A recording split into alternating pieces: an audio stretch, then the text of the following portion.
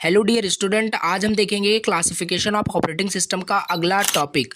तो आज के इस लेक्चर में हम डिस्कस करेंगे रियल टाइम ऑपरेटिंग सिस्टम क्या होता है, मल्टी प्रोसेस ऑपरेटिंग सिस्टम क्या होता है, और भी दोनों में हम डिफरेंस देखेंगे। Hard real time operating system क्या होता है, soft real time operating system क्या होता है। बहुत ही ज़्यादा इंपॉर्टेंट लेक्चर है और 7 मार्क्स के क्वेश्चन बहुत ही ज़्यादा मतलब इस टॉपिक से पूछ जाते हैं। रियल टाइम ऑपरेटिंग सिस्टम से डिफरेंस पूछा जाता है डायरेक्टली एग्जाम में। Hard real time operating system क्या होता है और soft real time operating system में, दोनों में डिफरेंस पूछा जाता है। और मल्टी प्रोसेस और मल्टी प्रोग्रामिंग में भी डिफरेंस पूछा जाता है। सारी चीज़ें हम इस लेक्चर में डिस्कस करेंगे। बहुत ही इंपॉर्टेंट लेक्चर है और थोड़ा सा लेंथी भी लेक्चर आपका ये हो रहा होगा। सो आपको पूरा लास्ट तक देखना है, ठीक है। अब यहाँ पे चलिए स्टार्ट करते हैं। प्रीवियस लेक्चर में हमने डिस्कस किया था ऑपरेटिंग सिस्टम क्या होता है, इसके फंक्शंस देखे थे, क्लासिफिकेशन हमने स्टार्ट किया था जिसमें हमने बैच ऑपरेटिंग सिस्टम कंप्लीट किया था, और टाइम शेयरिंग ऑपरेटिंग सिस्टम ये भी हमने विद डायग्राम्स को अच्छे से समझा था। आई होप आपने प्रीवियस लेक्चर्स को देखा होगा, और अगर आप शुरू से कनेक्टेड हो तभी आपको लेक्चर्स अच्छे से समझ में आ रहे होंगे। तो जाके आप पहले प्रीवियस लेक्चर्स को कंप्लीट कर लीजिएगा। तो चलिए स्टार्ट करते हैं। रियल टाइम ऑपरेटिंग सिस्टम क्या होता है और क्लासिफिकेशंस में हम आगे बढ़ते हैं। तो चलिए स्टार्ट करते हैं। छोटी सी रिक्वेस्ट है, अगर फर्स्ट टाइम विजिट किए हो तो आपको जैसे पता है हम चैनल पे ऑपरेटिंग सिस्टम का पूरा प्लेलिस्ट तैयार कर रहे हैं। 5 यूनिट आपको कंप्लीट मिल जाएगी, और यूनिवर्सल ह्यूमन वैल्यू का यूनिट सेकंड भी स्टार्ट हो चुका है, और यूनिट फर्स्ट ऑलरेडी कंप्लीट है। नोट्स भी मैंने प्रोवाइड कर दिया है, तो आप जाके देख सकते हैं।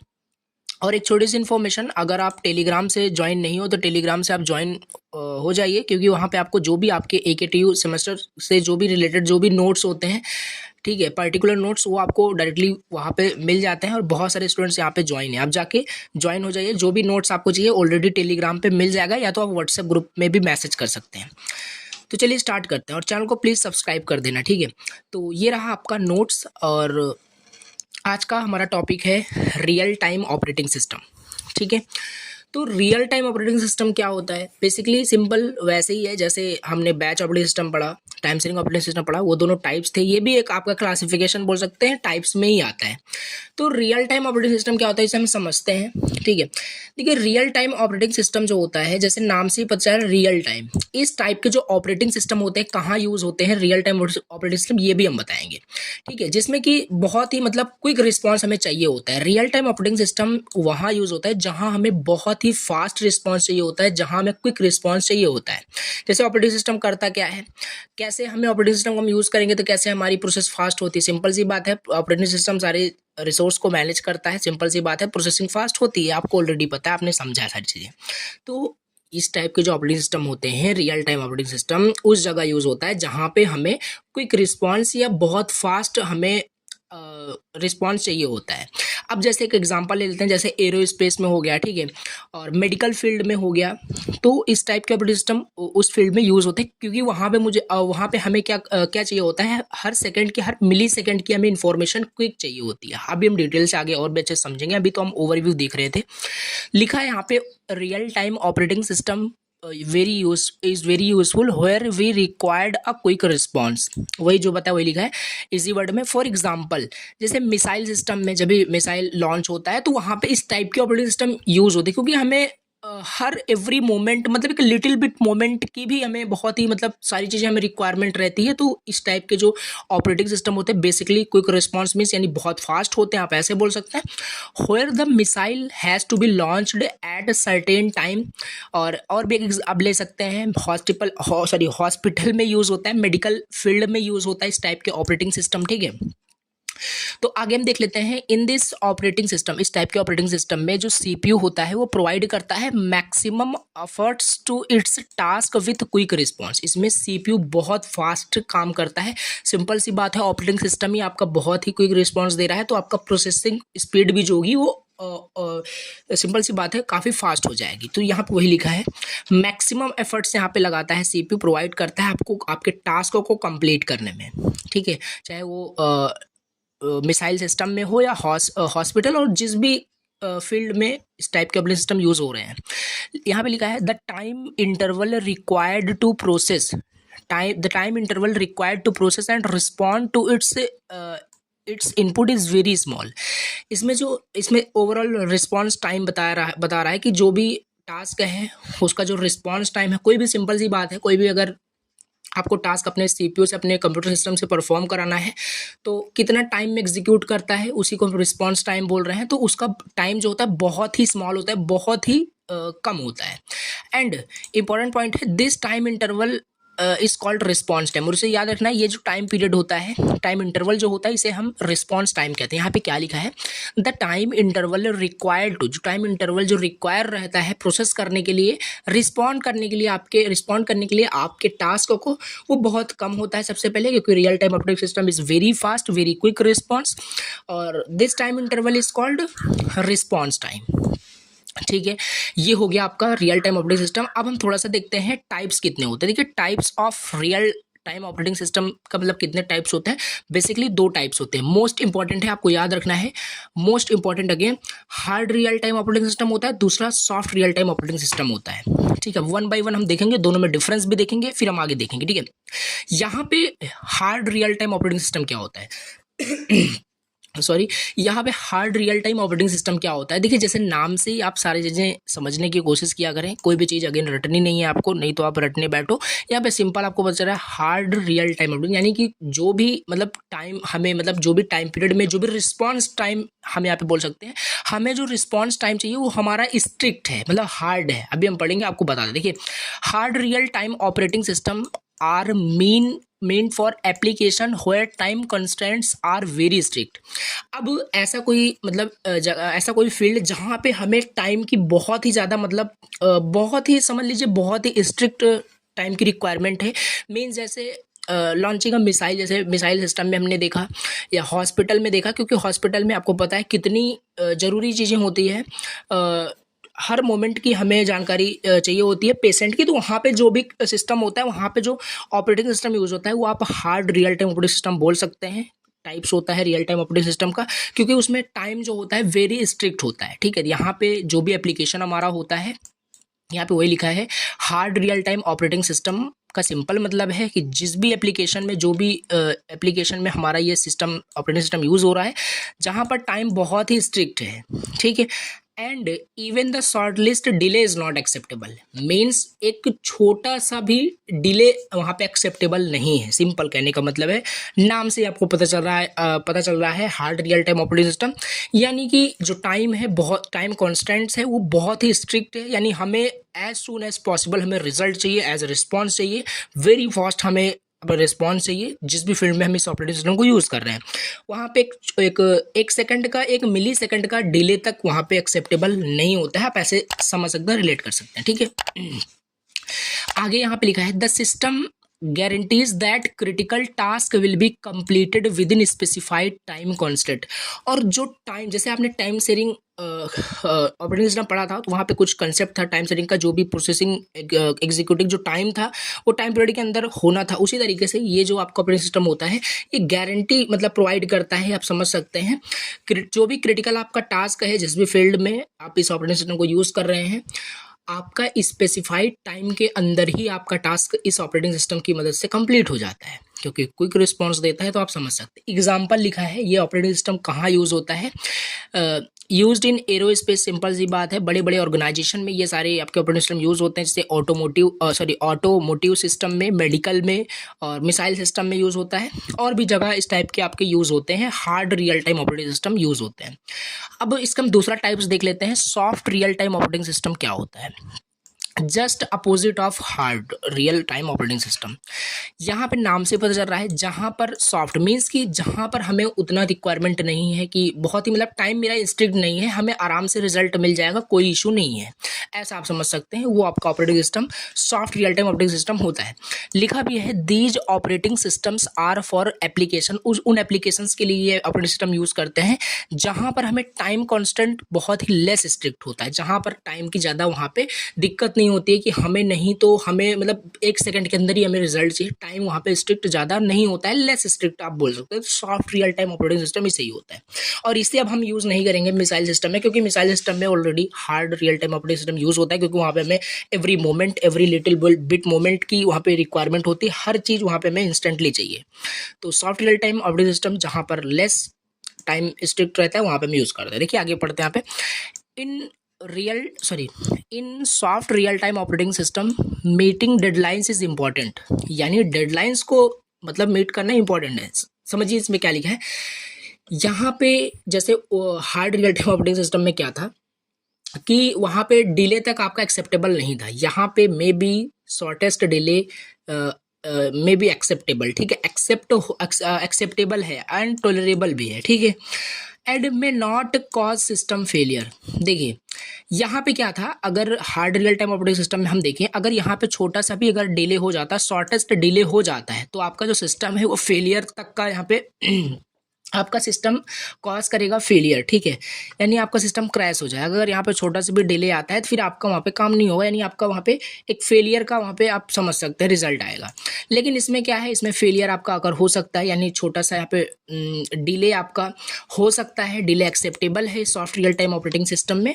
और यहाँ पे वही बोल रहा है कि डिले आपका टोलरेबल है, ठीक है, एक्सेप्टेबल है, but may not cause system failure. और इस टाइप के ऑपरेटिंग सिस्टम में अगर डिले होता है तो इसका मतलब ये नहीं है कि आपका सिस्टम फेलियर कॉज करेगा, जबकि हार्ड में ऐसा नहीं था, वहाँ पर अगर डिले होता है तो आपका सिस्टम फेलियर कॉज करता है, ठीक है। ये आप ऐसे कुछ समझ सकते हैं रिलेट करके।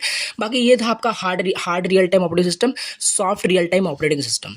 अब देखिए दोनों आपको अगर डिटेल से समझ में आ गए होंगे तो डिफरेंस डेफिनेटली आप खुद भी लिख सकते हैं। बाकी इस तरीके से आपको टेबल बना के एग्जाम में राइट करना होता है। 7 मार्क्स के लिए इंपॉर्टेंट क्वेश्चन है, अगेन बता दे रहे हैं, या बहुत इंपॉर्टेंट क्वेश्चन है।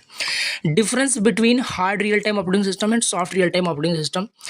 डिफरेंट अगेन आपको लिखना होता है, तो एस्पेक्ट के बेसिस पे, कुछ पैरामीटर्स, कुछ पॉइंट के बेसिस पे आपको लिखना होता है, ठीक है।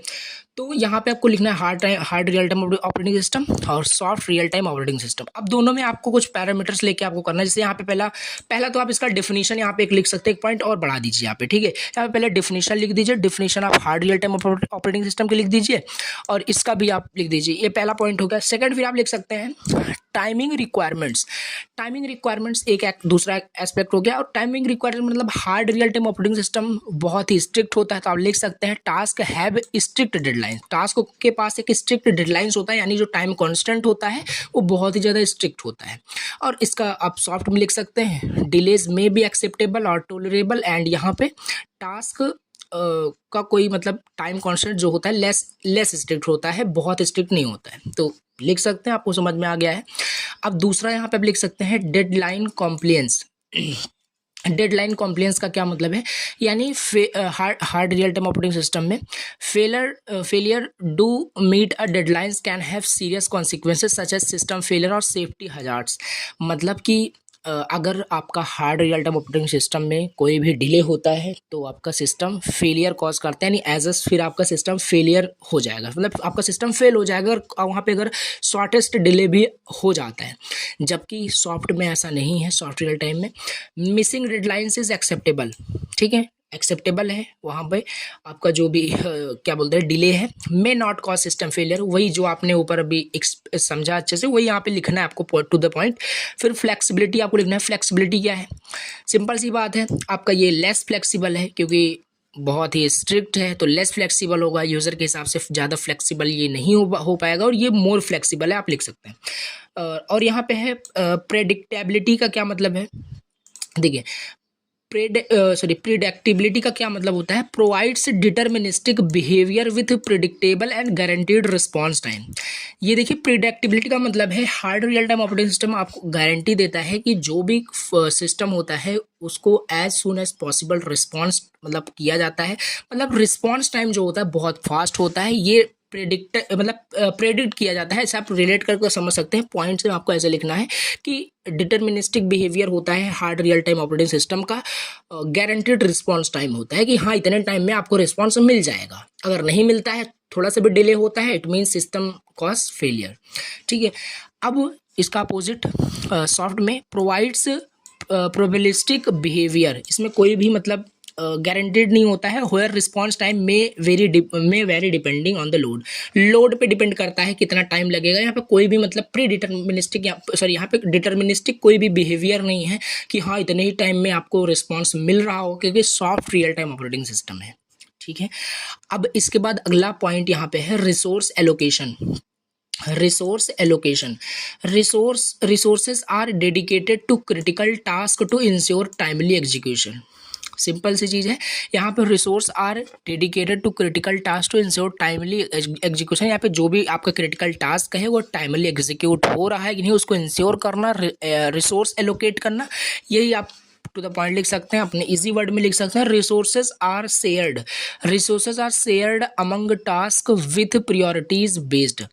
यहाँ पे क्रिटिकल टास्क जो है वो एग्जीक्यूट होता है टाइमली, और यहाँ पे मतलब कहने का मतलब है जो भी आपका टास्क है प्रायोरिटी के बेसिस पे यहाँ पे जो भी रिसोर्स है लोकेट होता है, एग्जीक्यूट होता है। नेक्स्ट यहाँ पे पॉइंट है सेफ्टी, और सेफ्टी लिख सकते हैं। ऑफन ये क्रिटिकल होता है, आपका जो hard real time operating system ये क्रिटिकल होता है, आपको ऑलरेडी पता है क्योंकि बहुत स्ट्रिक्ट है, क्रिटिकल चीज़ों में यूज़ होता है। मतलब कि कुल मिला के सेफ्टी जो है ऑफन क्रिटिकल है, और वहाँ पे लिख सकते हैं नॉन क्रिटिकल लिख सकते हैं अपोजिट साइड।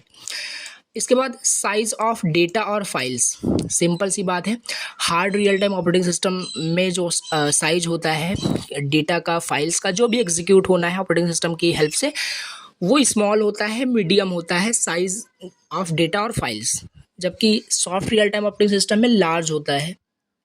ठीक है, तो ये आप पॉइंट्स लिख सकते हैं, एग्जांपल लिख सकते हैं कहाँ आपका यूज़ होता है hard real time operating system. देखिए कितना अच्छा एग्जांपल है, फ्लाइट में भी आपका यूज़ होता है, क्योंकि फ्लाइट में आपको पता है कितना हमें क्विक रिस्पांस चाहिए होता है। ठीक है, तो वहाँ पे इस टाइप के ऑपरेटिंग सिस्टम यूज़ होता है, रोबोटिक्स में यूज़ होता है, मेडिकल डिवाइसेस में यूज़ होता है, ये सारे operating system hard real time operating system. और इसका एग्जांपल आप देख सकते हैं, स्ट्रीमिंग लिख सकते हैं, मीडिया प्रोसेसर आप देख सकते हैं, कंट्रोल गेमिंग वगैरह में, तो ये सारी चीज़ें आप इसमें यूज़ होता है soft real time operating system. Example यहाँ पे और भी सारे लिख सकते हैं। अब इसके बाद हम अपना अगला टॉपिक देखते हैं, मल्टी प्रोग्रामिंग ऑपरेटिंग सिस्टम। ठीक है, तो ये आपको समझ में आ गया होगा कि रियल टाइम ऑपरेटिंग सिस्टम क्या होता है। अभी इस डिटेल से हम इसे भी देखने वाले हैं, मल्टी प्रोग्रामिंग ऑपरेटिंग सिस्टम। ठीक है, तो यहाँ पे क्या है कि आपके सिलेबस में ये तो टॉपिक दिया नहीं है मल्टी प्रोग्रामिंग क्या है, बट फिर भी हमें इसे पढ़ना है, क्योंकि हम ऑपरेटिंग सिस्टम पढ़ रहे हैं, तो हमें मतलब सिलेबस तो कवर करना है, उससे हम जितना एक्स्ट्रा भी पढ़ सकते हैं वो भी हम यहाँ पे पढ़ रहे हैं। ठीक है, तो ये भी इंपॉर्टेंट है, ऐसा नहीं पूछा गया क्वेश्चन है, पूछा जा सकता है। तो चलिए देखते हैं मल्टी प्रोग्रामिंग ऑपरेटिंग सिस्टम क्या होता है। देखिए मल्टी प्रोग्रामिंग ऑपरेटिंग सिस्टम ये भी एक टाइप्स है, क्लासिफिकेशन है। अब यहाँ पे कन्फ्यूज़न क्या होता है लोगों को कि मल्टी प्रोग्रामिंग का मतलब लोग ये समझते हैं कि अगर आपका कोई कोई प्रोसेसर है या सीपीयू है, अगर वो मल्टीटास्कों को एक साथ कंप्लीट करा तो मल्टी प्रोग्रामिंग हो गया, जबकि ये नहीं होता, ये तो मल्टीटास्किंग हो जाएगा। अभी हम मल्टीटास्किंग पे भी आ रहे हैं। मल्टी प्रोग्रामिंग का क्या मतलब होता है, यहाँ पे जो टास्क होता है, जो जॉब होता है, जॉब आपने देख लिया है क्या होता है जॉब, मतलब टास्क, सेट ऑफ टास्क, बहुत सारे टास्क जो होते हैं सिमिलर टाइप्स के, वही आपका जॉब होता है। ठीक है, बैच होता है। तो यहाँ पे सिंपल हमें मल्टी प्रोग्राम दिखा था, इसमें क्या होता है इस टाइप के ऑपरेटिंग सिस्टम में, जो टास्क, जो जॉब, जो ऑपरेशन जो हमें मतलब एग्जीक्यूट करने हैं, जो भी हमें परफॉर्म करना है, वो कंप्यूटर्स के मेन मेमोरी में ऑलरेडी स्टोर्ड रहते हैं। सारे टास्क वहाँ पे ऑलरेडी स्टोर्ड रहते हैं, और देन वो आपका एग्जीक्यूट होता है। अभी हम इसे डिटेल से डायग्राम के हेल्प से समझते हैं। देखिए यहाँ पे लिखा है मल्टी प्रोग्रामिंग का मतलब होता है, यहाँ पे एक second, multi programming means more than one task, मतलब एक से ज़्यादा टास्क जो होते हैं या प्रोग्राम जो होते हैं या जॉब बोल सकते हैं, वो प्रेजेंट रहता है कहाँ पर, inside the main memory at one point of time. मतलब मेन मेमोरी में ऑलरेडी वो सारे टास्क, जितने भी टास्क रहते हैं वो वहाँ पे इंस्टॉल, मतलब सारी चीज़ें वहाँ पे प्रेजेंट रहते हैं आपके कंप्यूटर्स के मेन मेमोरी में। जो भी टास्क, जो भी प्रोग्राम है, ये मल्टी प्रोग्रामिंग का मतलब हो गया। यहाँ पे हम पहले मल्टी प्रोग्रामिंग का मतलब समझ रहे हैं। मल्टी प्रोग्रामिंग का मतलब होता है कि एक या एक से ज़्यादा जो टास्क है या प्रोग्राम जो है वो आपके कंप्यूटर्स के मेन मेमोरी में स्टोर्ड है। मल्टी प्रोग्रामिंग का ये मतलब होता है। ठीक है, now multi programming operating system एक एबिलिटी आप बोल सकते हो ऑपरेटिंग सिस्टम की। ठीक है, एक टाइप्स ऑफ ऑपरेटिंग सिस्टम होता है that execute more than one program using a single processor machine. जो एग्जीक्यूट करता है एक से ज़्यादा प्रोग्राम को, एक से ज़्यादा टास्क को एग्जीक्यूट करता है सिंगल प्रोसेसर मशीन का यूज़ करके। मतलब एक सिंगल सीपीयू होगा, उसी की हेल्प से मल्टीपल जो प्रोग्राम्स हैं, मल्टीपल जो टास्क है वो एग्जीक्यूट हो रहे हैं। देखो कंफ्यूज मत होना, इसे अगेन आप कंफ्यूज हो जाओगे, मल्टीटास्किंग समझ जाएंगे, बट नहीं, टोटली डिफरेंट है। हम आगे अभी कंपेयर जब करेंगे तो हमें समझ में आएगा। बाकी मल्टी प्रोग्रामिंग का मतलब है more than one program are stored inside the main memory and multi programming operating system एक एबिलिटी है ऑपरेटिंग सिस्टम की जो एग्जीक्यूट करता है more than one program using a single CPU और using a single computer system. ठीक है, ये डायग्राम की हेल्प से हम समझते हैं, डायग्राम से अच्छे से क्लियर होगा। देखिए ये रहा आपका सेकेंडरी डिस्क, सेकेंडरी स्टोरेज बोल सकते हैं। ठीक है, अब ये आपका हो गया मेन मेमोरी, मेन मेमोरी। ठीक है, अब यहाँ पे देखिए ये आपका सीपीयू हो गया, ये आपके तीन पार्ट है। अब यहाँ पे देखिए समझिए, जैसे हमने देखा मल्टी प्रोग्रामिंग का क्या मतलब होता है। यहाँ पे देखिए बहुत सारे टास्क ऑलरेडी क्या है स्टोर्ड है, जॉब ए जॉब बी। अब ये जॉब का क्या मतलब, तो बहुत सारे टास्क हैं, ठीक है, एग्जीक्यूट होने हैं।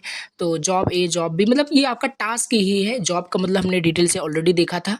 तो ये सारे टास्क देखिए मल्टी प्रोग्राम मतलब मल्टीपल जो प्रोग्राम्स है या टास्क है वो ऑलरेडी स्टोर्ड हैं किसमें, कंप्यूटर्स के मेन मेमोरी में। ठीक है, अब देखिए यहाँ पे जैसे मान लीजिए, अब मान लीजिए यहाँ पे सीपीयू को एग्जीक्यूट करना है, तो ये रहा आपका सीपीयू। अब ये जो प्रोग्राम है आपका, जो मल्टीपल प्रोग्राम है, मल्टीपल टास्क है, ये एग्जीक्यूट होता है सीपीयू के through more than one program. जैसे यहाँ पे देख लीजिए, पहले यहाँ पे जॉब बी यानी जो टास्क बी है ये एग्जीक्यूट कोई भी हो सकता है, यहाँ पे कोई प्रियोरिटी के बेसिस बने। तो ये देखिए इसका जो एग्जीक्यूशन है वो प्रोग्रेस में, यानी ये एग्जीक्यूट आपका जॉब भी एग्जीक्यूट हो रहा है।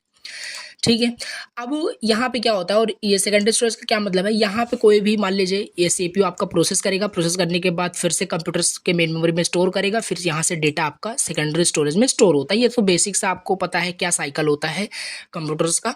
तो ये चीज़ हो गया। अब यहाँ पे हमें क्या समझना है, देखिए अभी पहले तो आपको यहाँ पे समझना है कंटेक्स्ट स्विचिंग क्या होता है। कंटेक्स्ट स्विचिंग क्या होता है अभी देखिए डिटेल समझ में आएगा क्या होता है सारी चीज़ें। तो यहाँ पे हमने देखा मल्टी प्रोग्रामिंग ऑपरेटिंग सिस्टम जो होता है एग्जीक्यूट करता है more than one program using a single processor machine.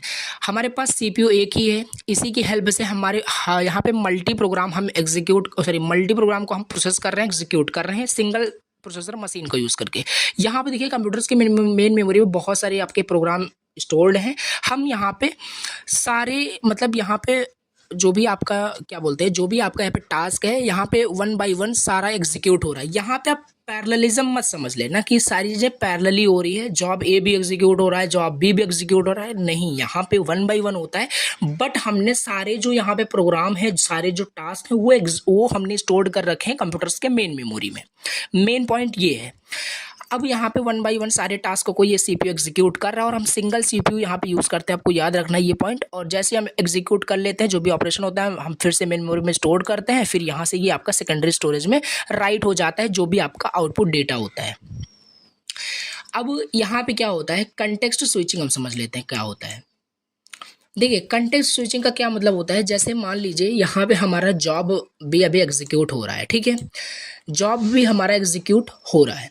अब एट द सेम टाइम मान लीजिए जॉब भी या ऐसा कोई टास्क ये एग्जीक्यूट कर रहा है सीपीयू, और उस टास्क में समझिए बहुत इंपॉर्टेंट पॉइंट है, टास्क बी या कोई भी टास्क आपका सीपीयू एग्जीक्यूट कर रहा है, उसी टाइम उस टास्क को मान लीजिए इस प्रोग्राम को कोई इनपुट की ज़रूरत पड़ती है, सीपीयू इसे एग्जीक्यूट कर रहा है, उसी टाइम इस टास्क को कोई इनपुट की ज़रूरत पड़ गई तो इसे इनपुट चाहिए होगा।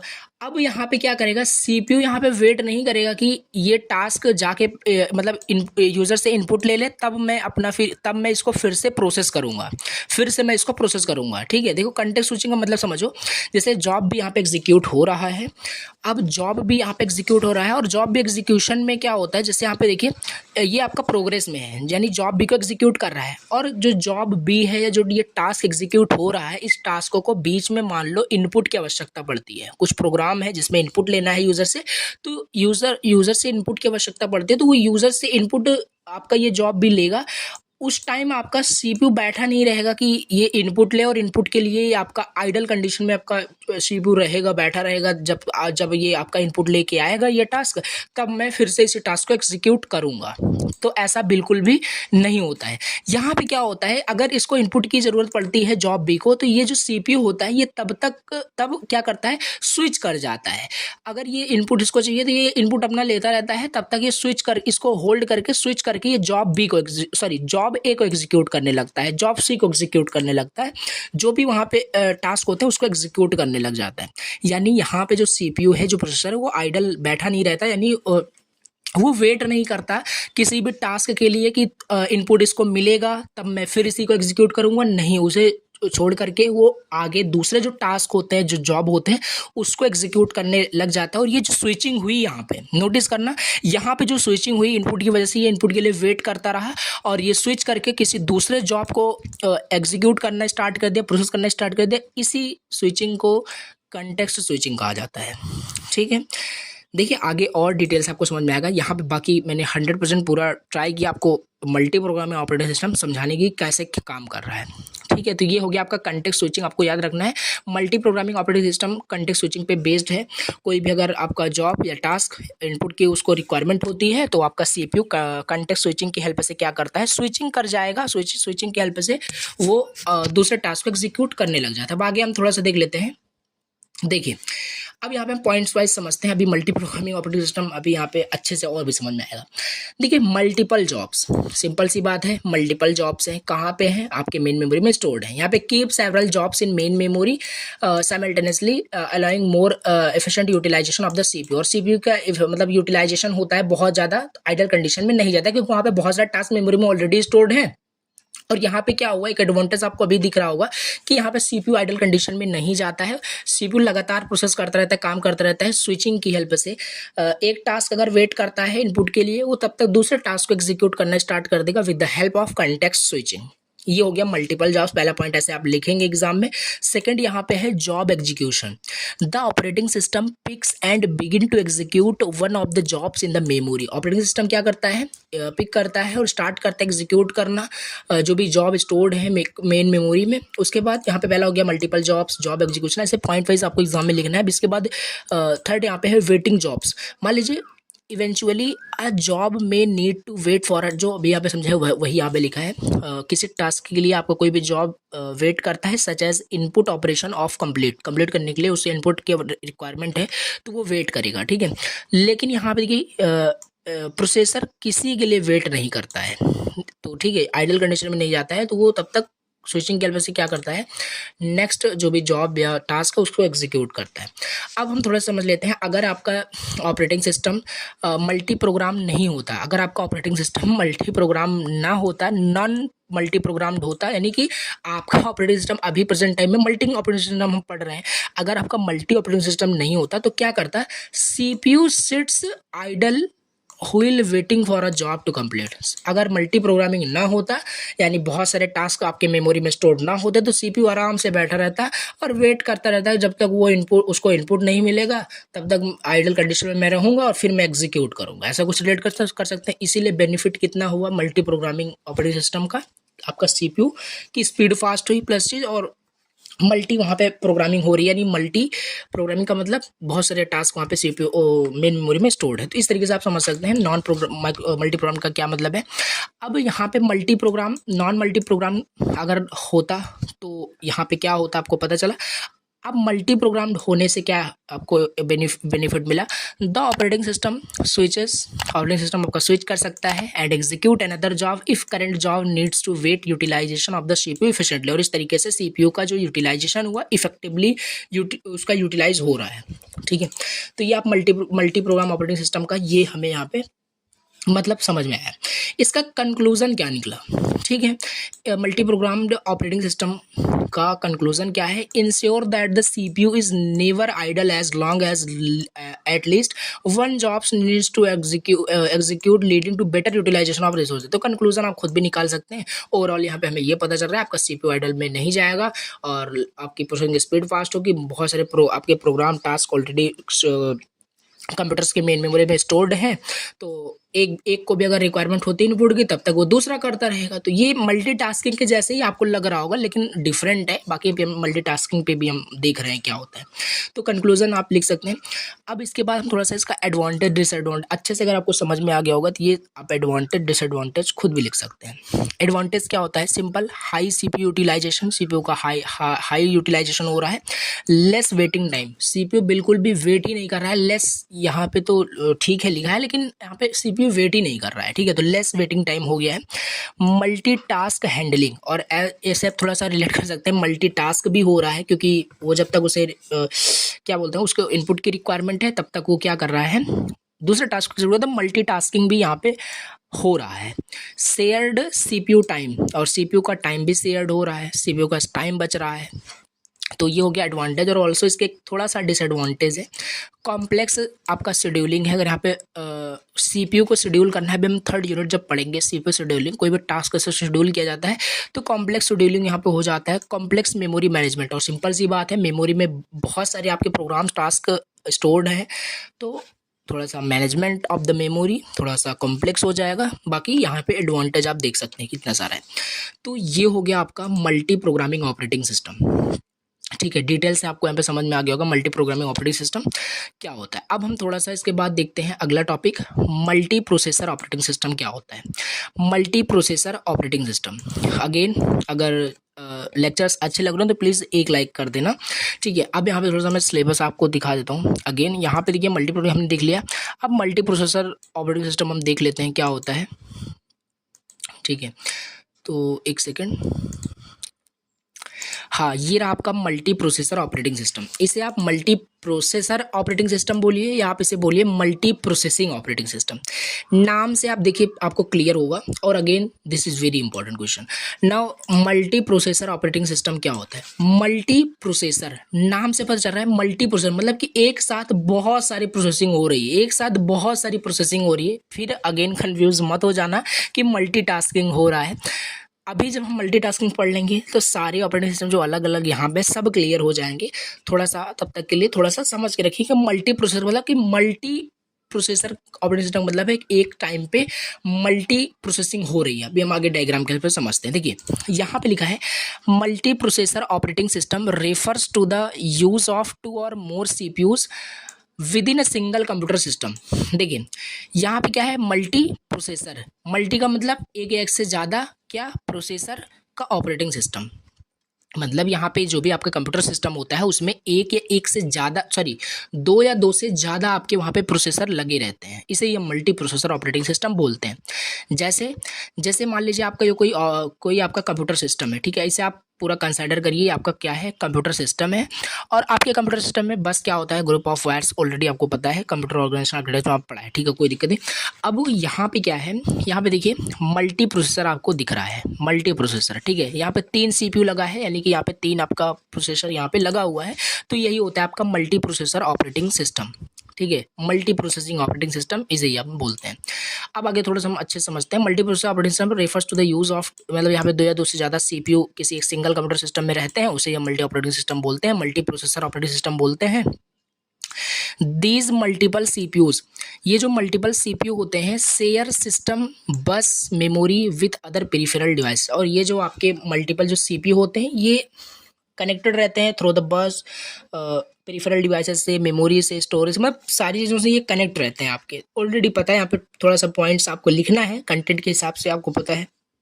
अब इसके हिसाब से आप आगे क्या करना है, it allows more than one process, और ये अलाउ करता है more than one process to be executed at the same time. Again confuse मत होना, लग रहा होगा मल्टीटास्किंग है। ये अलाउ करता है, जो मल्टी प्रोसेसर ऑपरेटिंग सिस्टम होता है ये अलाउ करता है मोर देन वन प्रोसेस, कि एक प्रोसेस आपका मतलब मोर देन एक प्रोसेस से ज़्यादा आपका प्रोसेस आपका एग्जीक्यूट हो eight the same time. Multi processor operating system का ये मतलब है, थोड़ा सा आप इसे समझेंगे पढ़ेंगे तो आपको इजी तरीके से समझ में आएगा यहाँ पे। अब ऑल दीज डिवाइसेस, यहाँ पे लिखा है all these devices are tightly coupled between the processor, और ये जो आपके डिवाइसेस होते हैं, जो आपके डिवाइसेस हैं मेमोरी और इनपुट आउटपुट डिवाइस, जो भी पेरिफेरल आपके डिवाइसेस हैं ये आपके टाइटली क्या रहते हैं, कपल्ड रहते हैं यहाँ पे बिटवीन द प्रोसेसर। ठीक है, यहाँ पे वही आपको थोड़ा सा लिखना है क्या होता है मल्टी प्रोसेसर ऑपरेटिंग सिस्टम। बाकी यहाँ पे इसी तरीके से समझ में आ रहा है। मल्टी प्रोसेसर ऑपरेटिंग सिस्टम का सिंपल एक वर्ड में समझे, ऐसा आपका एक कंप्यूटर सिस्टम जिसमें हम मल्टीपल प्रोसेसर हम यूज़ कर रहे हैं। सिंपल सी बात है, आज के जो लैपटॉप्स कंप्यूटर आ रहे हैं उसमें मल्टी प्रोसेसर भी लगे रहते हैं, जिससे कि उसकी स्पीड फास्ट हो जाती है। तो ये हो गया आपका मल्टी प्रोसेसर ऑपरेटिंग सिस्टम। थोड़ा सा डायग्राम भी आप इसे देख सकते हैं। यहाँ पे देखिए प्रोसेसर कितने लगे हैं, 1 2 एंड 3 यहाँ पे प्रोसेसर लगे हैं, और टाइटली ये क्या है, कपल्ड है विथ इनपुट आउटपुट डिवाइस और पेरिफेरल डिवाइसेस। ठीक है, अब यहाँ पे हम थोड़ा सा समझेंगे। बाकी आपको मल्टी प्रोसेसर ऑपरेटिंग सिस्टम समझ में आ गया क्या है, ठीक है। अब इसमें आप थोड़ा सा और भी अगर चाहें तो अपने हिसाब से कंटेंट थोड़ा सा लिख सकते हैं, बाकी इनफ है फॉर द एग्ज़ाम ये बिल्कुल इनफ है।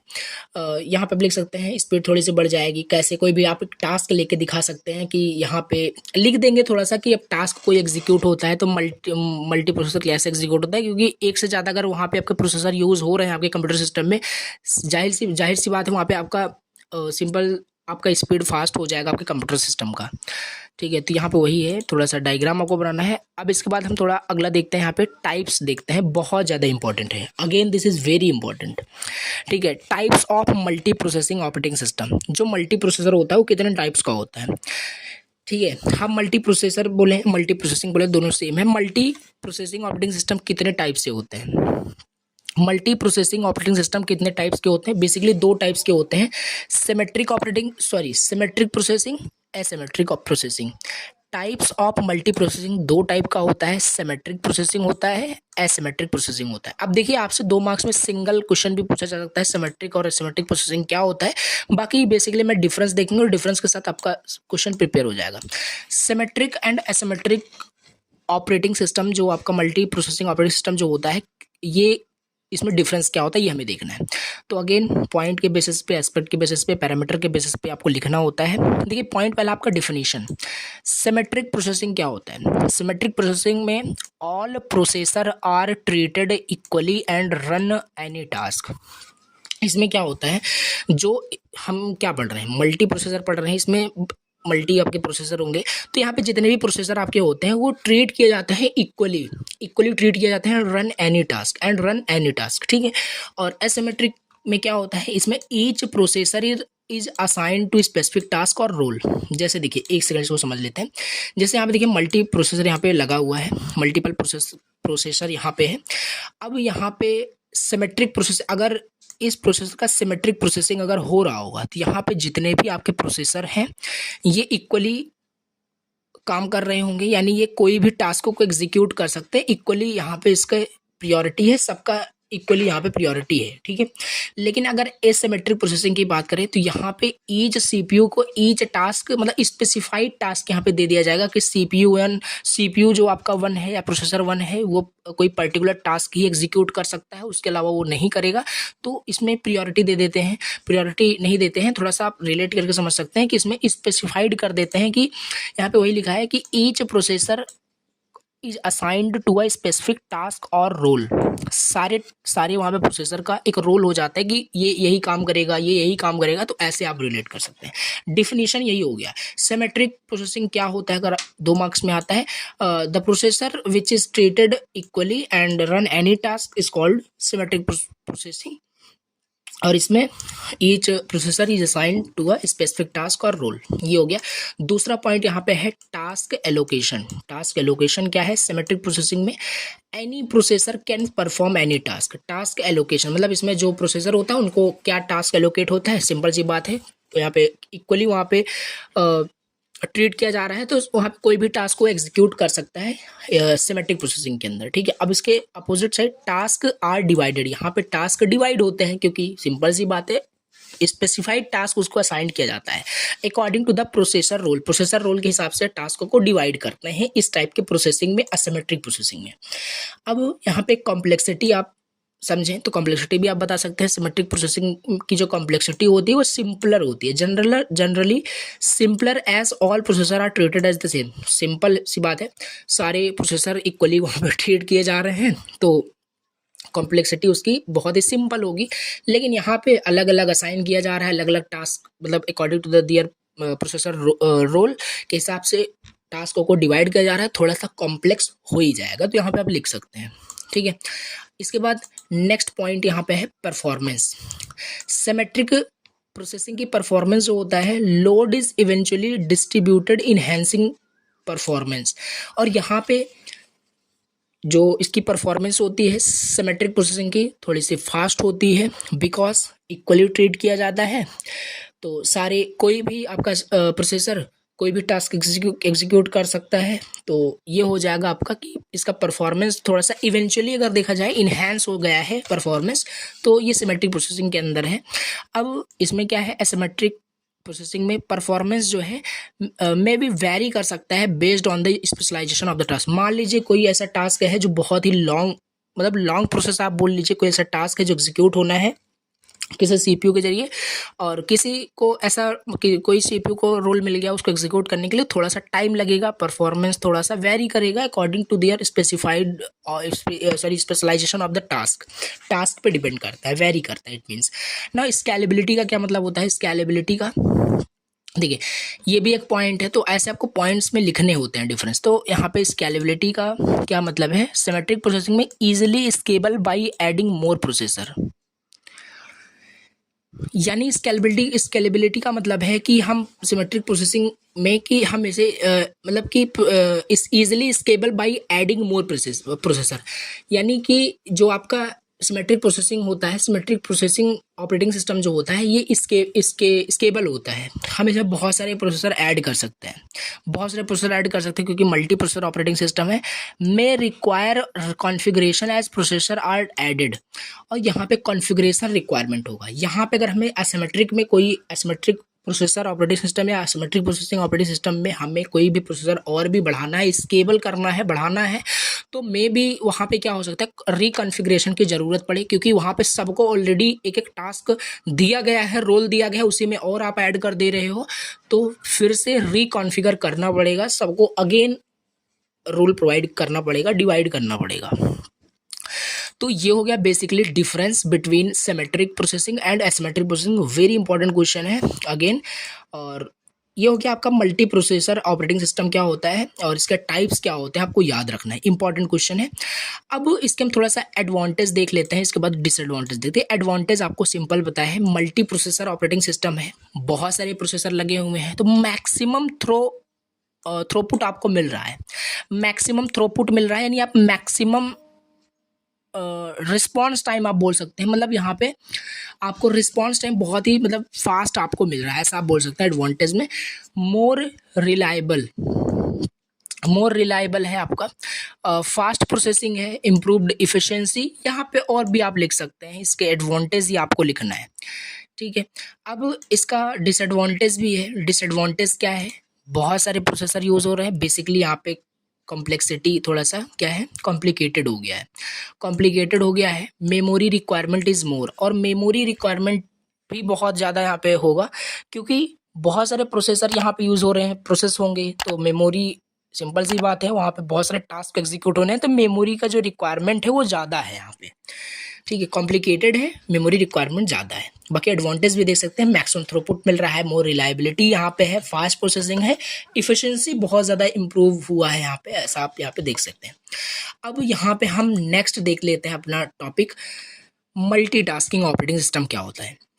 देखिए ये सब जो हम टॉपिक्स पढ़ रहे हैं ये आपके सिलेबस में तो मेंशन नहीं किया गया है, बट अगेन ये एग्जाम में आए हुए क्वेश्चन है, तो इसी वजह से हम इसे पढ़ रहे हैं। मल्टीटास्किंग भी यहाँ पे नहीं दिया है, बट हम यहाँ पे कंप्लीट सिलेबस कर रहे हैं, तो इसे भी पढ़ लेते हैं इसमें, क्योंकि इम्पोर्टेंट क्वेश्चंस है। तो मल्टीटास्किंग क्या होता है, देखिए अब आपने भी क्या क्या पढ़ा है यहाँ पे, एक सेकंड थोड़ा सा देखते हैं। देखिए आपने यहाँ पे पढ़ा रियल टाइम ऑपरेटिंग सिस्टम पढ़ा, hard real time operating system और soft real time operating system पढ़ा, और इसी के साथ हमने मल्टी प्रोसेसर ऑपरेटिंग सिस्टम भी पढ़ा, और इसी के अंदर हमने सिमेट्रिक एंड एसिमेट्रिक देखा। अब यहाँ पे देखिए मल्टी प्रोग्रामिंग भी आपने देखा, मल्टी प्रोग्रामिंग क्या होता है, और मल्टी प्रोसेसर भी देख लिया, मल्टी प्रोसेसिंग भी देख लिया। अब मल्टी टास्किंग देख लेते हैं। देखिए तभी से आपको बहुत कन्फ्यूज़न हो रहा होगा कि सारी चीज़ें एट द सेम टाइम ही हो रहा है, बट कैसे मल्टी टास्किंग नहीं है। देखिए मल्टी टास्किंग में क्या होता है, मल्टी टास्किंग ऑपरेटिंग सिस्टम, एक पॉइंट याद रखना है, इसमें कुछ भी मैंने ज़्यादा एक्सप्लेन नहीं किया है, क्योंकि ऑलरेडी मैंने इतना डिटेल से बता दिया, खुद आप यहाँ पे सारी चीज़ें आप लिख लेंगे। देखिए यहाँ पे क्या है, फोर्सफुली कंटेक्स्ट स्विचिंग होता है, बस एक पॉइंट याद रखना है। कोई भी पूछे मल्टीटास्किंग ऑपरेटिंग सिस्टम क्या होता है, तो बता देना है फोर्सफुली कंटेक्स्ट स्विचिंग जो होता है एट द एग्जीक्यूशन टाइम, वही होता है आपका ऑपरेटिंग मल्टीटास्किंग ऑपरेटिंग सिस्टम। अब कंटेक्स्ट स्विचिंग क्या होता है, हमने मल्टी प्रोग्रामिंग के अंदर ही देख लिया है। कंटेक्स्ट स्विचिंग का क्या मतलब था, अगेन देखा होगा आपने, समझ में आ गया होगा कि जो आपका कंप्यूटर्स में बहुत सारे मल्टी प्रोग्रामिंग का जो मतलब होता था कि बहुत सारे वहाँ पे टास्क प्रोग्राम्स आपके कंप्यूटर्स की मेमोरी में स्टोर्ड हैं। वहाँ पे कोई आपका टास्क एग्जीक्यूट कर रहा है CPU, eight the same time उस टास्क को कोई भी इनपुट की रिक्वायरमेंट होती है तो सीपीयू वेट नहीं करेगा, वो स्विच कर जाएगा किसी दूसरे टास्क को एग्जीक्यूट करने में। तो इसी को हम कंटेक्स्ट स्विचिंग बोलते थे। लेकिन वहाँ पे क्या था, वहाँ पे जब इनपुट रिक्वायरमेंट होता था तब आपका सीपीयू क्या करता था, स्विच करता था। लेकिन यहाँ पे लिखा है फोर्सफुली स्विच, यानी रिक्वायरमेंट नहीं है तब भी वो कंटेक्स्ट स्विचिंग कर रहा है। मतलब कि वहाँ पे कोई आपका टास्क एग्जीक्यूट हो रहा है। जैसे देखिए हम क्या देख रहे हैं, मल्टीटास्किंग देख रहे हैं, ध्यान से आपको याद रखना है। देखिए हम उसी डायग्राम पे जाते हैं, ये रहा। यहाँ पे आपका ये टास्क एग्जीक्यूट आपका सीपीयू कर रहा था और यहाँ पे इसको रिक्वायरमेंट इनपुट की होती है तब ये स्विच करता है, तब इसे हम फोर्सफुली स्विच नहीं बोलेंगे क्योंकि उसको रिक्वायरमेंट है इसलिए सीपीयू वहाँ पे स्विच किया है, ठीक है। लेकिन मल्टीटास्किंग में क्या है कि इसको कोई इनपुट की रिक्वायरमेंट नहीं है, इसे सीपीयू एग्जीक्यूट तो कर ही रहा है, ये फोर्सफुली स्विचिंग सीपीयू कर रहा है, यानी एट द सेम टाइम इसे एग्जीक्यूट कर ही रहा है। इसे जाके अब इसे भी एग्जीक्यूट करना स्टार्ट कर दिया, इसे भी एग्जीक्यूट करना स्टार्ट कर दिया, यानी ये फोर्सफुली कंटेक्स्ट स्विचिंग हो रहा है। और ये जो स्विचिंग होता है इसे ही हम कंटेक्स्ट स्विचिंग बोलते हैं। अब यहाँ पे फोर्सफुली कंटेक्स्ट स्विचिंग हो रहा है इस केस में, मल्टीटास्किंग ऑपरेटिंग सिस्टम के केस में। और यहाँ पे आप डायग्राम के हेल्प से देख सकते हैं, ये ऑपरेटिंग सिस्टम है और यहाँ पे आपका प्रोसेसर है। अब यहाँ पे देखिए एट द सेम टाइम ये ब्राउज़र आपका प्रोसेस हो रहा है। मान लीजिए आपने ब्राउज़र, आप जैसे हम रियल लाइफ एग्जांपल आप ले सकते हैं। मोबाइल में आप क्या करते हैं या आप लैपटॉप में भी क्या करते हैं, जैसे आप मान लीजिए यूट्यूब पे कोई भी सॉन्ग सुन रहे होते हैं, कोई भी म्यूज़िक प्ले कर रहे होते हैं, एट द सेम टाइम किसी का कॉल आ जाता है, आपको कॉल भी रिसीव कर लेते हैं। बैकग्राउंड में आपका काफ़ी फ़ोन्स में काफ़ी फ़ोन में ऐसा भी होता है कि कॉल आती रहती है और आपका बैकग्राउंड में म्यूज़िक भी चलता रहता है, ठीक है, ऐसा होता है। तो ये होता है आपका मल्टीटास्किंग, ठीक है। अब लैपटॉप्स में अगर हम देखें, लैपटॉप में आप ब्राउज़र यूज़ कर रहे हैं, एट द सेम टाइम उसे आप कट करके तुरंत आप एक्सेल भी ओपन कर दिए, आप वीएलसी मीडिया प्लेयर भी यूज़ कर रहे हैं, वीडियो भी देख रहे हैं पीछे और आगे काम भी कर रहे हैं लैपटॉप में। तो यही होता है आपका multitasking. Eight the same time multitask perform किया जाता है, मल्टीटास्किंग होता है और वही हमारा operating system multitasking operating system होता है। आप चाहें तो जो ऊपर डायग्राम था मल्टी प्रोग्रामिंग का वो भी बना सकते हैं, थोड़ा सा ये भी दिखा सकते हैं। तो यहाँ पे आपको अपनी क्रिएटिविटी लगानी पड़ेगी, बाकी एक्सप्लेन मैंने डिटेल से कर दिया और बाकी यहाँ पे कंटेंट आपका इनफ है, आप लिख सकते हैं, ठीक है। और मल्टीटास्किंग एग्ज़ाम में आज तक पूछा नहीं गया है, मे बी आगे पूछा जा सकता है। सो ठीक है, तो ये हो गया आपका multitasking operating system. Multiple programs can be executed simultaneously in multitasking operating system. वही लिखा है, मल्टीटास्किंग मल्टीपल प्रोग्राम्स एग्जीक्यूट होता है एक साथ, ठीक है। जो एक्सप्लेन किया यहाँ पे वही लिखा है और कुछ भी नहीं है। अब थोड़ा सा हम देखते हैं most important question, again this is very most important question, difference between multi programming and multi processing operating system. देखिए आपने मल्टी प्रोग्रामिंग ऑपरेटिंग सिस्टम देखा जो भी कंटेक्स्ट स्विचिंग का था, आगे मैंने जस्ट अभी देखा था, तो वही होता है आपका मल्टी प्रोग्रामिंग, ठीक है, आपने देखा होगा। अब यहाँ पे मल्टी प्रोसेसिंग ऑपरेटिंग सिस्टम भी हमने अभी जस्ट देखा कि मल्टीपल प्रोसेसर लगे होते हैं। इसी को हमें थोड़ा सा डिफरेंस इसका बताना है। हमने डिटेल से तो समझ लिया, अब डिफरेंस आप चाहें तो खुद भी लिख सकते हैं, बाकी यहाँ पे देख सकते हैं किस तरीके से लिखना है। पॉइंट्स के बेसिस पे again multi programming and multi processing. देखिए पहला तो आप एक डिफिनीशन लिख देंगे तो डिफरेंस बन जाएगा। मल्टी प्रोग्रामिंग क्या है, allows multiple programs to share a single CPU के द्वारा मल्टीपल प्रोग्राम्स एग्जीक्यूट होते हैं through context switching. Multi processing में क्या है, यूटिलाइज मल्टीपल सीपीयूज। यहाँ पे देखिए एक सिंगल सीपीयू एग्जीक्यूट करते हैं, यहाँ पे बहुत सारे सीपीयू हैं जो रन करते हैं मल्टीपल प्रोसेस कॉन्करेंटली, ठीक है, not parallelly but concurrently. And concurrency क्या है कॉन्करेंसी दूसरा पॉइंट है, आप इसे भी लिख सकते हैं। कॉन्करेंसी देखिए, concurrency simulates concurrent execution by rapidly switching between task. Simple सी बात है, यहाँ पे मल्टी प्रोग्रामिंग में क्या था, सिंपल आपको सारी चीज़ें समझ में आ रहा है, आई नो, क्योंकि आपने डिटेल से समझ लिया। इसमें हम थ्रू स्विचिंग यहाँ पे टास्क को एग्जीक्यूट करते हैं, तो ये हो गया आपका कॉन्करेंसी। और इसमें क्या होता है मल्टी प्रोसेसिंग में achieve true parallel execution of process. और यहाँ पे कॉन्करेंटली भी था और यहाँ पे पैरेलली भी होता है मल्टी प्रोसेसिंग में।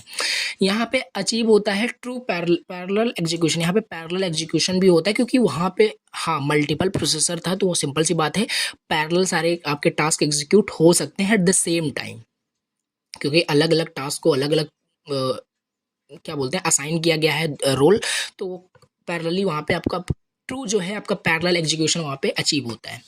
इसके बाद यहाँ पे थर्ड जो पॉइंट आपका है रिसोर्स यूटिलाइजेशन। रिसोर्स यूटिलाइजेशन में यहाँ पे आपका मल्टी प्रोग्रामिंग में मैक्सिमम सीपीयू यूटिलाइजेशन होता है by keeping it busy with different task.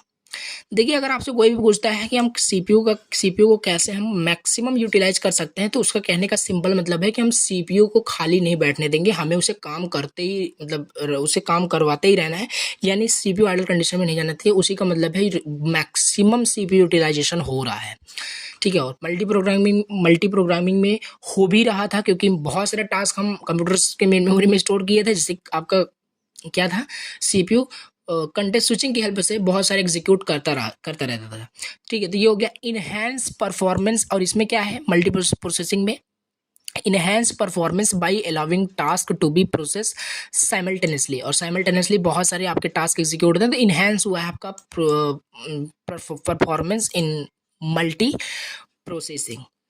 तो ये हो गया आपका। इसके बाद आपका हार्डवेयर रिक्वायरमेंट। मल्टी प्रोग्रामिंग में हार्डवेयर जो था रिक्वायर्स ओनली वन सीपीयू, उसमें वन सीपीयू खाली रिक्वायरमेंट था जो एग्जीक्यूट कर रहा था and manages multiple task on it. इसमें बहुत सारे मल्टी प्रोसेसर में बहुत सारे सीपीयू आपके लग सकते हैं, ठीक है। तो पैरेलल प्रोसेसिंग होता है, तो हार्डवेयर रिक्वायरमेंट भी आपका एक पॉइंट हो जाएगा डिफरेंस में। Complexity and coordination. Complexity and coordination में आपका जो है आपका मल्टी प्रोग्रामिंग में लेस कॉम्प्लेक्स है, ये आपका कॉम्प्लेक्स कम है क्योंकि सिंगल सीपीयू है, ठीक है, वही एग्जीक्यूट कर रहा है। इसमें थोड़ा सा कॉम्प्लेक्स हो जाएगा, हमने इसका डिसएडवांटेज में भी देखा था, तो ये लिख सकते हैं मल्टीपल सीपीयू है, डिसएडवांटेज यही। अब इसका टाइम क्या है, मल्टी प्रोग्रामिंग में टाइम क्या है, more time taken to process the job, ठीक है, more time taken to process the job. क्योंकि सिंपल सी बात है, किसी को इनपुट की रिक्वायरमेंट है तो वो तो होल्ड रहेगा, दूसरा एग्जीक्यूट करने लग जाएगा, तो वो आपने डिटेल से देखा। ये सब समझ में आपको पैरामीटर्स या पॉइंट्स आ रहे होंगे कि टाइम का क्या मतलब है। मोर टाइम यहाँ पे लगता है प्रोसेस करने के लिए किसी भी जॉब को, किसी भी टास्क को। और मल्टी प्रोसेसिंग में eight the same time parallelly यहाँ पे पैरेललिज्म यहाँ पे आपका अचीव हो रहा है, तो लेस टाइम लगेगा प्रोसेस करने के लिए जॉब को। ये हो गया आपका difference between multi programming and multi processing operating system क्या होता है। अब यहाँ पे देखिए इतने सारे टॉपिक आपके यहाँ पे डिस्कस हो गए, ठीक है। यहाँ पे एक बार थोड़ा सा हम ब्रीफ समरी लेंगे, और लेक्चर काफ़ी लेंदी हो चुका है आई नो, बट बहुत ज़्यादा इंपॉर्टेंट क्वेश्चन यहाँ पे सारे इस लेक्चर में डिस्कस हुए। 7 मार्क्स के मोस्ट ऑफ द जो क्वेश्चन थे यूनिट फर्स्ट के सारे इसी में डिस्कस हुए हैं, और प्रीवियस लेक्चर को भी आपने देखा होगा। हमने रियल टाइम ऑपरेटिंग सिस्टम समझा क्या होता है, कहाँ यूज़ होता है, टाइप्स क्या होते हैं, hard real time operating system, soft, दोनों में डिफरेंस भी देखा। मल्टी प्रोग्रामिंग क्या होता है बहुत अच्छे से समझा, ऑपरेटिंग सिस्टम क्या है, और टू द पॉइंट यहाँ पे देखा। इसके बाद एडवांटेज डिसएडवांटेज सभी का देखा। मल्टी प्रोसेसर ऑपरेटिंग सिस्टम क्या होता है ये भी देखा, दोनों में डिफरेंस क्या है, symmetric asymmetric types of multi processing होता है, और मल्टीटास्किंग ऑपरेटिंग सिस्टम क्या होता है ये भी देखा। मल्टी प्रोग्रामिंग मल्टी प्रोसेसिंग में डिफरेंस क्या होता है, ये सारे टॉपिक हमने यहाँ पे आज डिस्कस कर लिए हैं। तो मोस्ट ऑफ द टॉपिक जो है आपके क्लासिफिकेशंस के कंप्लीट हो चुके हैं। अभी देखिए यहाँ पे आपके ये सारे टॉपिक्स कंप्लीट हुए, बैच एंड ये multi processor operating system, multi process operating system. अब यहाँ पे हमें क्या डिस्कस करना है, हमें यहाँ पे अब डिस्कस करना है नेक्स्ट लेक्चर के अंदर मल्टी थ्रेडेड ऑपरेटिंग सिस्टम क्या होता है और मल्टी यूजर ऑपरेटिंग सिस्टम क्या होता है, और यहाँ पे एक टॉपिक्स था इंटरैक्टिव ऑपरेटिंग सिस्टम क्या होता है। 3 टॉपिक्स हैं क्लासिफिकेशंस में, आपका इतने सारे टॉपिक्स फिर कंप्लीट हो जाएंगे। फिर हम स्ट्रक्चर ऑफ ऑपरेटिंग सिस्टम पढ़ेंगे, और इसी के साथ 1-2 यहाँ पे इंपॉर्टेंट क्वेश्चन है, कर्नल क्या होता है ये सब देखेंगे, माइक्रो कर्नल क्या होता है। आपका यूनिट फर्स्ट कंप्लीट हो जाएगा। मोस्ट प्रोबेबली कि आपका 5 to 6 लेक्चर्स के अंदर यूनिट फर्स्ट कंप्लीट हो रहा होगा, और यूनिट सेकंड फिर हम स्टार्ट करेंगे, ठीक है। तो चलिए मिलते हैं नेक्स्ट लेक्चर के अंदर। Thank you so much for watching the lecture. और अगेन अगर चैनल पे फर्स्ट टाइम विजिट किए हो, फर्स्ट टाइम लेक्चर आप देख रहे हैं, तो जैसे कि आपको पता है 100% मैं एफर्ट लगा के आपको सारी चीज़ें कंसेप्ट को समझा रहा हूँ, और आपको 5 यूनिट मैं ट्राई आउट करूँगा कंप्लीट कराने की, और आपके सपोर्ट के बेसिस पे मैं ट्राई करूँगा, ठीक है। आप जैसे सपोर्ट करेंगे, लेक्चर्स को देखेंगे कंटिन्यूसली, कमेंट करेंगे, आपको लेक्चर्स अगर पसंद आ रहे हो तो थोड़ी सी एनर्जी मिल जाती है कि हाँ आपको लेक्चर समझ में आ रहे हैं, चलिए लेक्चर्स को बनाते हैं। तो चलिए thank you so much for watching the